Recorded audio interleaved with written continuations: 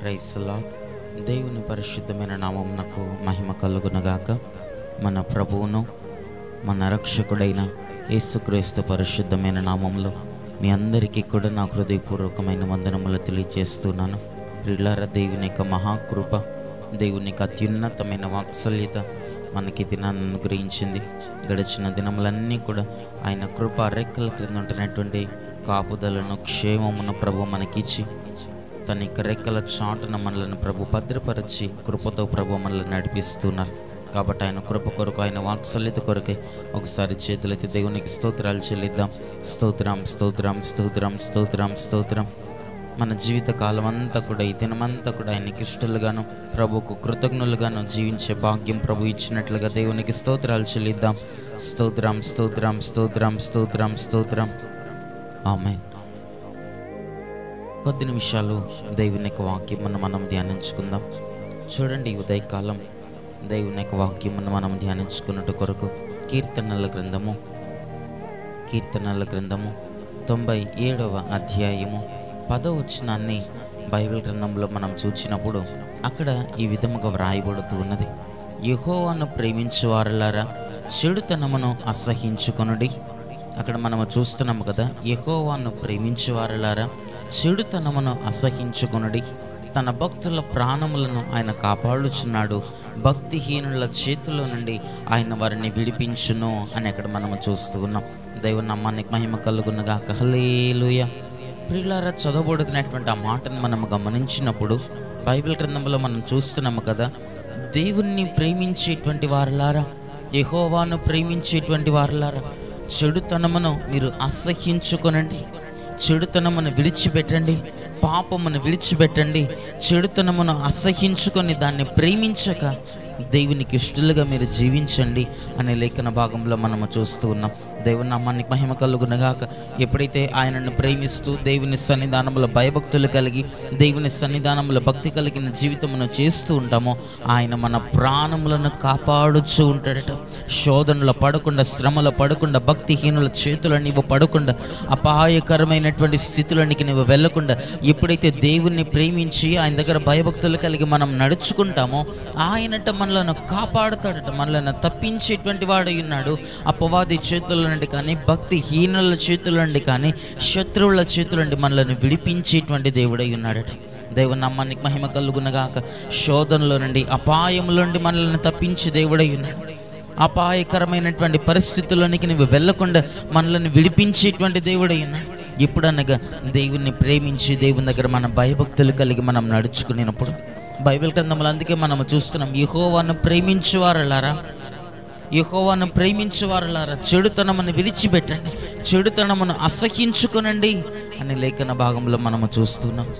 ఇలాగున్న పాపమును, చెడుతనమును మనం విడిచిపెట్టి వాటిని అసహించుకొని భయభక్తులు కలిగి ఎప్పుడైతే దేవుని దగ్గర మనం నడుచుకొనగలుగుతామో ప్రభు మనల్ని కాపాడుతాడట, ప్రభు మనల్ని తప్పిస్తాడట.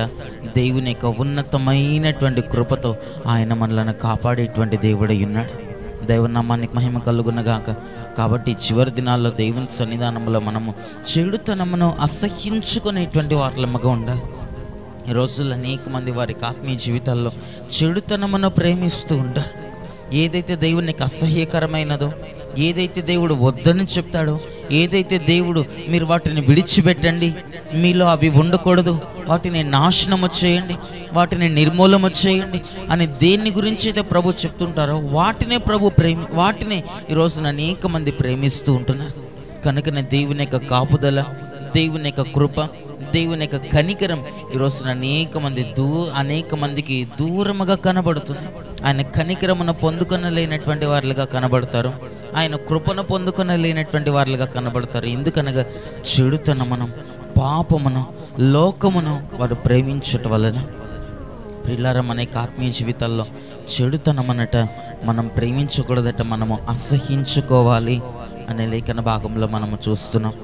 ఎప్పుడైతే ఆ చెడుతనాన్ని, దేవునికి ఆయాసమును కలిగించి, దేవునికి దుఃఖము కలిగించేటువంటి వాటిని మనం ఎప్పుడైతే మనం విడిచిపెడతామో ప్రభు కృపను మనం పొందుకొనగలుగుతాం.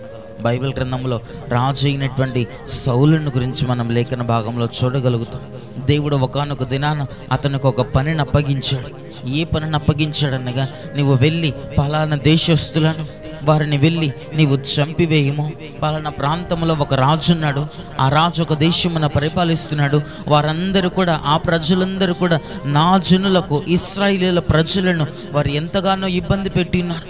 వారు కనాను దేశమునకు వెళ్ళేటప్పుడు ఆ మార్గంలో వారిని ఎంతగానో శోధించారు, ఎంతగానో వారిని శ్రమ పెట్టారు, ఎంతగానో వారికి ఆటంకం కలుగు చేశారు. కనుక సౌలా, దేవుడు అతన్ని ఏర్పరచుకొని నీవు వెళ్ళి వారిని నాశనము చేయము, వారిని నిర్మూలము చేయమని దేవుడు అతనికి పనిని అప్పగించినప్పుడు, దేవుడు అతనికి చెప్పినప్పుడు ఇతడు వెళ్ళి ఎవరినైతే దేవుడు ప్రేమించొద్దు, ఎవరినైతే నాశనము చేయమని చెప్పాడో ఆ రాజునే తీసుకుని వచ్చి వారిని పరిపాలించేటువంటి, ఆ దేశమున పరిపాలించేటువంటి రాజుని తీసుకుని వచ్చి అతడు తన గృహంలో కట్టివేసుకున్నాడు, తన రాజ మందిరంలో అతడు కట్టివేసుకున్నాడు.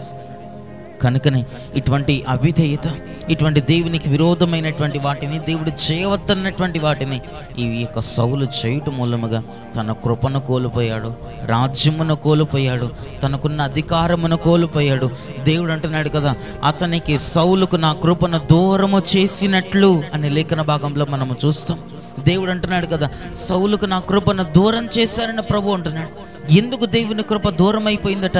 దేవునికి అవిధేయుడిగా కనబడటం మూలముగా, చెడుతనమును ప్రేమించటం మూలముగా, దేవుడు ఏదైతే అది మీకు వద్దు, అది నాకు అసహ్యకరమైనది, అది చెడుతనము, దాన్ని విడిచిపెట్టండి ప్రభు ఏదైతే చెప్పాడో వీరు దానిని ప్రేమించటం మూలముగా ఈ రోజున అనేక మంది దేవుని కృపకు దూరం అయిపోతున్నారు. ప్రియులారా, ఈ దినమందైనా దేవుని యొక్క మాటకు మనం లోబడి, దేవుని చిత్తం మనం లోబడి పాపమును విడిచిపెట్టగలిగితే, లోకాశలను మనం విడిచిపెట్టగలిగితే ఆయన కృప మనకు సమీపముగా వస్తుందట. ఆయన కనికరం ప్రభు మన మీద చూపిస్తాడట, మన మీద జాలి పడతాడట. ప్రభు యొక్క నిత్య రాకడ కొరకు ప్రభు మనల్ని సిద్ధపరచగలుగుతాడు. ఆయన రెక్కల చాటున మనల్ని భద్రపరచి శత్రువులు, అపవాది, దురాత్మ చేతుల్లో నుండి ప్రభు మనల్ని విడిపించి తనకిష్టులుగా తన నిత్య రాకడ కొరకు ప్రభు మనల్ని సిద్ధపరచగలుగుతారు. కనుక అట్టి కృపాటి ధన్యతను ప్రభు మనకు అనుగ్రహించి చెడుతనమును అసహించుకొని ఆయనకిష్టులుగాను, ఆయన ప్రేమించే వారముగాను, ఆయనకు భయభక్తులు కలిగి దేవుని మార్గంలో నడిచే వారముగాను మనం ఉండుటకు ప్రభు తగిన కృప, తగిన భాగ్యం, తగిన ధన్యతను ప్రభు మనకందరికీ అనుగ్రహించునుగాక. ఆమేన్. కళ్ళను మూసుకునండి, ప్రార్థన చేసుకుందాం. మహాపరిశుద్ధుడా, దయగలిగిన మా ప్రభువానికి స్తుతులు, స్తోత్రములు చెల్లిస్తున్నాం. పరిశుద్ధుడా, నీ వాక్యములలో మేము చూస్తున్నాం, చెడుతనమును మేము అసహించుకోవాలని, నిన్ను మేము ప్రేమించాలని మేము చూస్తున్నాం.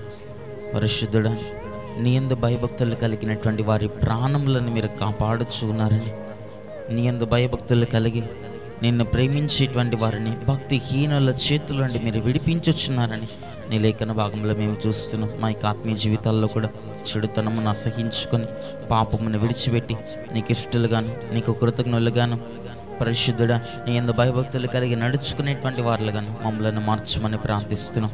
అట్టి కృపతో, దయతో మమ్మల్ని నింపి నేనైతే రాకుల్లో ఎత్తబడేటువంటి గుంపులో మమ్మల్ని చేర్చి అపవాది క్రియల మీద, అపవాది శక్తుల మీద, భక్తిహీనుల మీద నుండి మాకు విడుదలను, విమోచనను, జయము కలుగు చేసి నీ కొరకు మమ్మల్ని జీవింపచేయమని యేసయ్య నామములో ప్రార్థించి అట్టి కృపను పొందుకొని నాము తండ్రి. ఆమేన్.